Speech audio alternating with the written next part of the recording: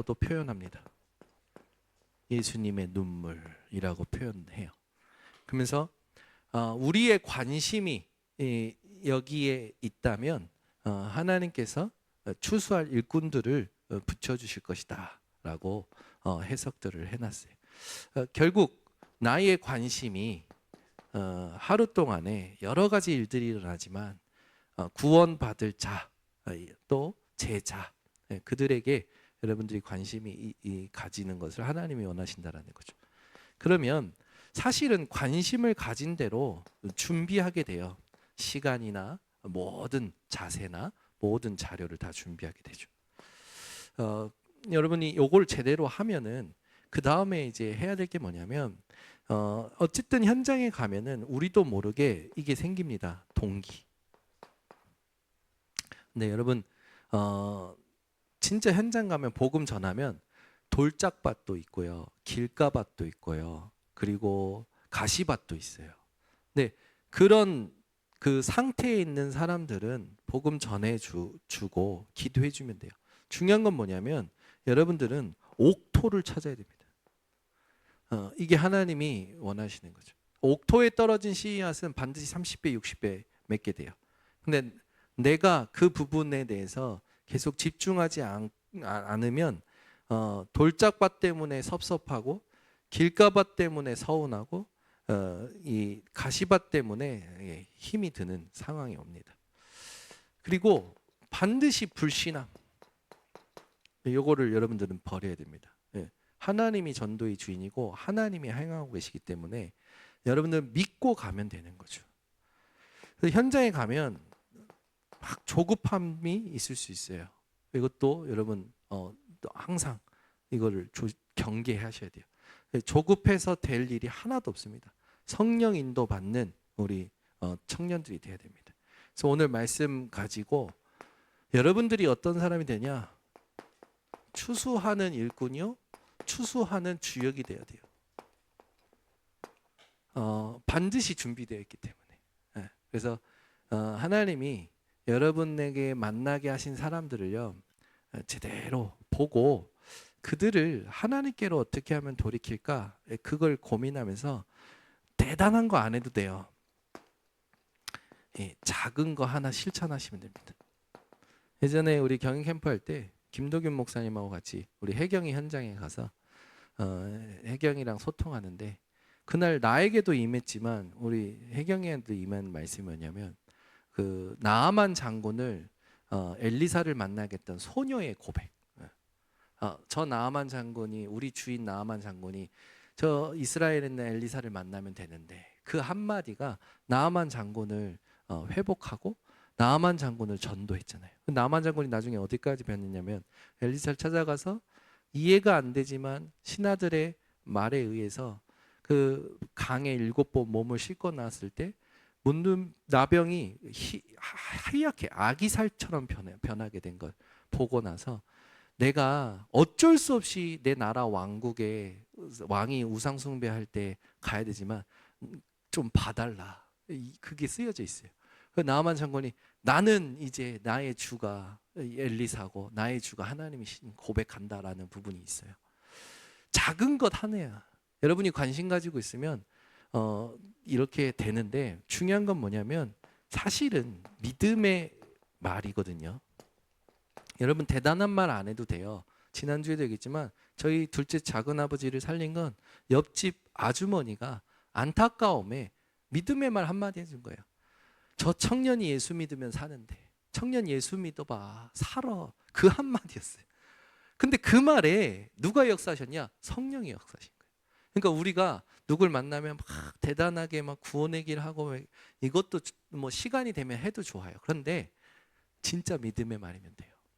지난 그 전북 캠프 때도 장로님이 너무 부담스러워 하시는 거야. 그래서 어떻게 얘기했냐면 장로님 그때 얘기하시면 되는 거 아니냐고. 그러게 이런 연약한 나를 예수님이 사랑하셨네. 이런 연약한 나를, 이런 부족한 나를 예수님이 사랑하셨네. 그 말 한마디에 성령이 역사시면 들을 자는 듣는다고. 여러분이 현장에서 누가 막 힘들어 하잖아요. 물고기는 물을 이렇게까지 얘기 안 해도 돼요. 전도는 하나님이 하시는 거기 때문에 그 사람이 나중에 시간이 되면 정확하게 복음의 구원의 길을 짚어줄 필요가 있어요. 그런데 그거 말고 여러분이 믿음의 말 한마디, 나를 구원하시고 나를 이끌으시고 나를 사랑하시고 나와 지금 함께 하시는 그 하나님을 믿는 믿음의 말 한마디만 하면 돼요. 많은 사람들이 기독교를 개독교로 욕할 때 여러분이 어떤 말을 해주냐에 따라서 이미지가 바뀐다니까. 내 동생이 게임 하다가 만났어. 내 동생이 게임을 좋아해요. 그래서 게임의 군주, 게임한데 군주야 본인이. 자기 밑에 다양한 그 사람들이 있는데 나중에 이 사람들하고 이 온라인으로 하다가 만나기 시작했어. 그러다가 한 명이 만나졌는데 그게 누구냐면 국악을 전공하고 지금 보험 회사의 지점장을 하고 계신 분이에요. 이분이 참 걸어왔던 인생을 들어보니까 참 이런 사람 만나기 힘들다라고 생각할 만큼 뭐라고 하냐면 원래 국악을 전공했는데 코로나 기간에 공연이 다 끊겨버리니까 살 길이 막막한 거야. 결혼은 했고 애는 나왔고 그랬는데 자기가 뭘 할까 하다가 예전에 자기가 친구에게 이제 친구를 통해서 보험을 들어서 보험금을 부었는데 교통사고가 나서 입원했는데 한 푼도 못 받은 거예요. 근데 자기 옆에 누워있는 병상에 있는 분은 6천 원짜리 그 운전할 때 자동차 보험이 있고 운전자 보험이 또 따로 있잖아요. 6천 원짜리를 들어놓으면 경미한 사고이라고 해도 30만 원이 나오는 거예요. 그 사람은 그 보험금을 받고 막 도움을 받는 거면서 야, 내가 속았구나. 그렇게 내가 온갖 보험을 다 들었는데 이 교통사고에 내가 이렇게 못 받냐. 그래서 내가 보험하면 나는 사람에게 도움이 되는 보험을 해야겠다는 생각을 한 거예요. 이 사람이 마침 코로나 기간 때 무슨 일 할까 하다가 내가 자동차 보험 요걸 한번 파는 판매원이 되어봐야겠다는 거예요. 근데 이 사람이 그 6천 원짜리 한 달에 6천 원짜리 자동차 보험을 파는데 너무 이 실적이 좋으니까 이제 지점장까지 올라간 거예요. 우리나라에서 제일 큰 보험 중개 업체의 강원도 지점장인데 이분이 처음 와서 그러다 저희 지점이 전국에서 실적률이 가장 낮대. 근데 고객 지속률이 전국에서 1위라는 거야. 근데 그럴 수밖에 없어. 이 사람은 와서 나한테 보험을 할 때 내게 맞는 보험, 필요한 보험을 설계를 해주는 거야. 이건 들으실 필요도 없다고 지금은. 그래서 너무 2시간 반 동안 내가 그렇게 보험 설계사한테도 그렇게 들어본 거 처음이거든. 듣고 나는 인생의 영원한 보험을 설계해줬지. 1시간 반 동안. 근데 그 사람이 뭐라고 하냐면 자기가 누구의 말을 이렇게 들을 수 있는 사람이 아니래. 근데 오늘 목사님을 전해주시는 이 말씀을 들으면서 기독교에 대한 이미지가 바뀌었다는 거예요. 그러고 나서 이분이 대구에 우리 장인 장모님 온 거예요. 우리 장모님은 보험 호구야, 호구. 이거 나가면 안 되는데 보험비로 50만 원 넘게 내고 계신 거야. 그러니까 전화가 와가지고 이 좋은 보험이 나왔다, 이거 특약 보험이 나왔다, 무조건 들어놓으신 거지. 근데 이분이 방문하셔서 그걸 다 필요한 거, 이거는 이런 겁니다, 이런 겁니다 하면서 쭉 하고 딱 필요한 보험만 딱 들게 했어요. 그건 돈이 한 30만 원이 줄어버리신 거예요. 그러니까 어머니가 기뻐가지고 한 달에 30만 원이 줄어버린 거지. 이분은 살리는 보험을 하는 거예요. 자기는 매달 실적을 가지고 월급을 준대. 그래서 매달 제로에서 시작한대. 근데 자기는 이 업이 너무 좋대. 그리고 자기는 이 업을 오래 하고 싶대. 왜냐? 자기가 오래 해야 자기 고객들이 오랫동안 혜택을 받을 수 있으니까. 그래서 자기가 존경하는 이 보험 설계사 중에서도 80 넘은 분에 대해서 모토로 삼고 있는 거예요. 80 넘은 보험 설계사가 계시는데 이분은 막 오랫동안 하시면서 이 사람을 돕는 보험을 하다 보니까 고객이 많은 거지. 근데 은퇴도 없어. 그 보험 설계사를 하면서 이분이 막 며느리 막 명절 때마다 막 명품백 미리 사놓고, 그래서 그 집안은 며느리들이 먼저 와서 명품백 고르려고 일찍 들어오는 그런 집안이라고 소개를 하는 거야. 그러면서 이제 자기는 이 일이 너무 좋고 이 일이 참 자기 인생을 바꿨고 얘기하면서 쭉 얘기를 하는 거야. 이런 사람이 있네. 이런 생각이 들더라고. 그래서 내가 이분 만나서 얘기한 게 작은 말이 1시간 반 동안 고백이 되어지는 거예요. 믿음의 말이. 그런 것 같아. 시간이 많아도 복음 안 듣는 사람이 있고 시간이 적어도 복음 듣는 사람이 있는데 그 기준이 뭐냐? 성령이 감동하시는 믿음의 말. 여러분이 한마디면 돼요. 당신 예수 믿으면 살아요. 이렇게만 해도 돼. 어떻게 보면 그 말이 하나님께 이 영혼을 맡기는 말일 수도 있잖아. 이 사람이 들을 자면 하나님이 듣게 하시고 깨닫게 하시고 믿게 하실 것이고, 아니면 어느 날 기도 속에서도 하나님이 하실 거니까. 작은 거예요. 그리고 여러분 관계 있잖아요. 이 작은 편지, 특히 손편지가 감동이 돼요. 그 사람을 생각하면서 카드 하나라도 괜찮아. 여러분들이 준비해서 전달해 보라니까. 그리고 뭐 별거 아니지만 작은 선물. 요즘은 그 뭐 아메리카노 한 잔 뭐 이렇게 선물할 수 있잖아요. 카카오톡으로. 제가 별건 아닌데 아메리카노 생각나서 아메리카노 주면서 당신 위해서 기도하고 있어요. 그러면서 이렇게 딱 전달해 하면서 밑에다 또 영상도 딱 말씀 영상도 보냈거든. 이 사람이 너무 좋아하는 거예요. 완전히 나에 대한 그 생각과 모든 자세가 바뀌는 거예요.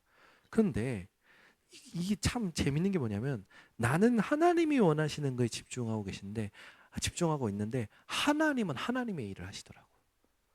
그래서 어떤 사람이 교회에 다시 회복했다라는 것도 듣게 되고 어떤 사람이 오기도 하고, 지금 주변에 여러분 잃어버린 양에게로 먼저 가라고 말씀하신 예수님 말씀을 기억해서 여러분 주변에 믿었다가 낙심한 사람, 교회를 쉬는 사람이 있을 거예요. 생각해보고 명단을 한번 정리해봐요. 그리고 그 사람들에게 연락을 해봐요. 그리고 믿음의 말을 전달해봐요. 하나님이 반드시 여러분 삶 속에서 매일 준비된 응답을 보여주실 겁니다. 그래서 여러분에게 그 날마다 중요한 게 있어요. 날마다 해야 할 게 있어요. 시편 1편에서 1절에서 2절에 보면 우리에게 말씀을 주야로 묵상하고 실천하라고 말씀하셨죠. 여호수아서 1장 8절에도 주야로 묵상하라고. 날마다잖아요. 날마다 주야로. 날마다 하나님의 말씀 묵상해야 돼.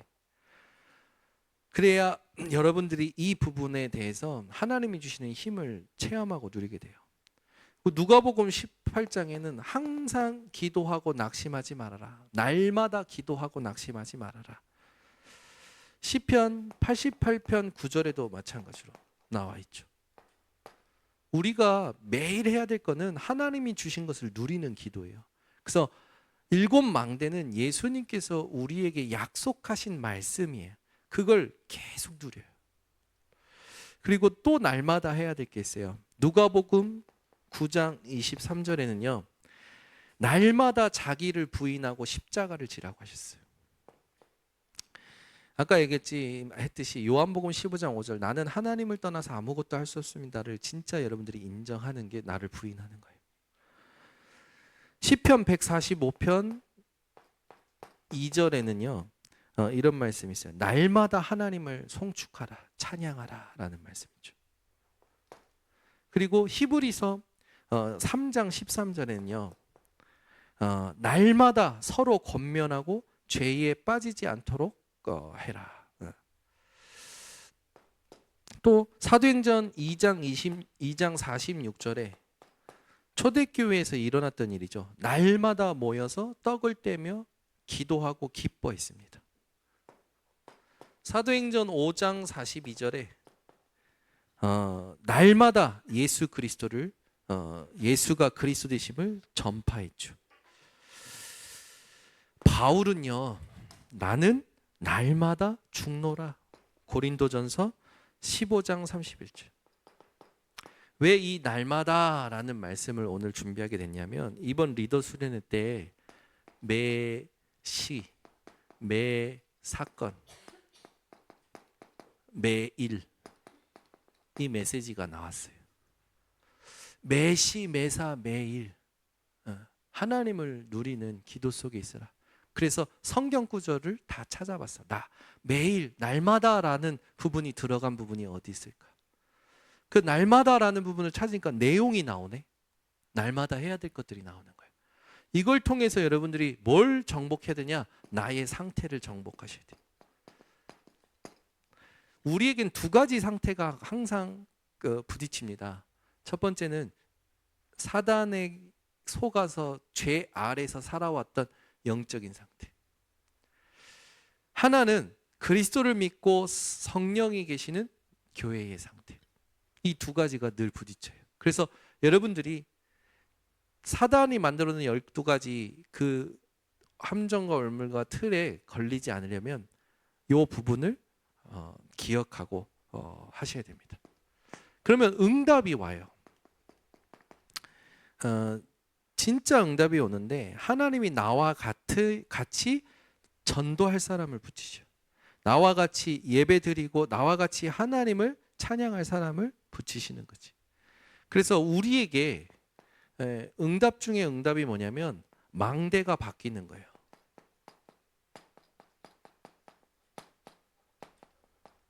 내가 무엇을 가지고 보느냐. 사람들은 가지고 있는 것으로 듣고 가지고 있는 것으로 보거든요. 그런데 이걸 하게 되면 하나님이 주신 것 가지고 보고 들으면서 모든 게 분별이 돼. 그리고 각인이 바뀌어요. 그리고 우리의 근원인 뿌리가 바뀌는 거예요. 여러분 아까도 얘기했지만 상처의 열매는 절대 복음의 열매가 아닙니다. 어디에서 시작됐는지 봐야 돼. 그리고 체질 이게 바뀌는 거예요. 그래서 망대와 각인과 뿌리와 체질이 바뀌는 게 진짜 응답이라는 거. 이거를 놓치지 말고 오늘 말씀처럼 여러분들이 현장을 제대로 보면 됩니다. 근데 예수님께서 처음에 뭐라고 했냐면 모든 고을과 마을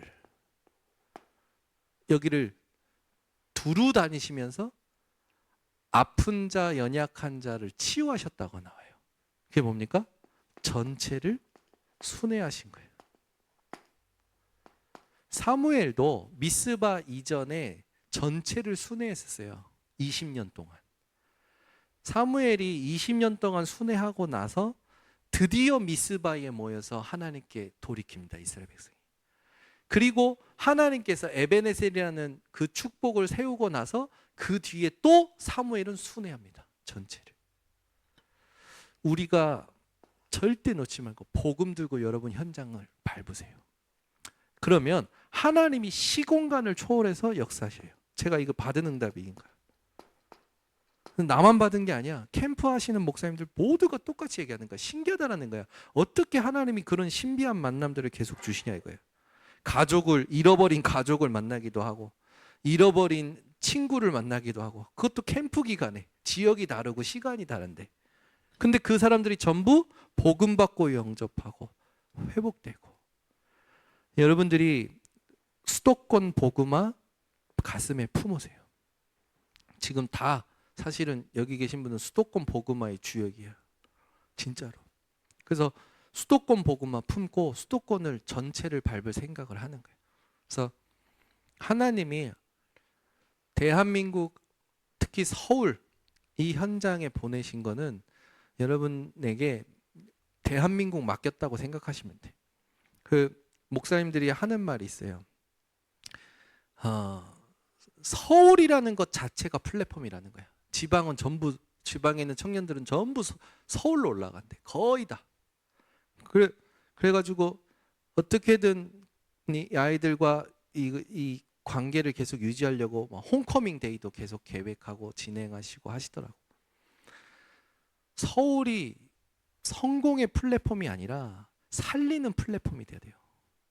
그러려면 여러분 존재 자체가 이 응답 속에 계셔야 됩니다. 오늘 주신 말씀 가지고 하나님 내가 전체를 순회할 수 있는 눈이 열리는 인생이 되게 해달라고. 무엇을 보느냐가 관심이에요.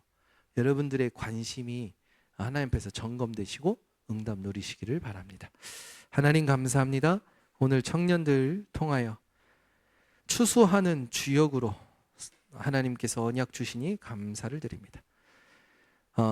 큰 것을 하는 것이 아니라 하나님이 원하시는 눈을 뜨고 작은 것을 실천하게 하여 주셔서 하나님이 준비하신 응답까지 하나님 우리 청년들이 누리게 하시고, 서울이 많은 청년들이 성공을 꿈꾸며 오는 플랫폼이 아니라 우리 청년들 통하여 하나님을 만나는 플랫폼으로, 복음 듣고 살아나는 플랫폼으로 바뀌어지도록 우리 청년들을 축복하여 주시옵소서. 예수 그리스도의 이름으로 축복하고 기도드리옵나이다. 아멘.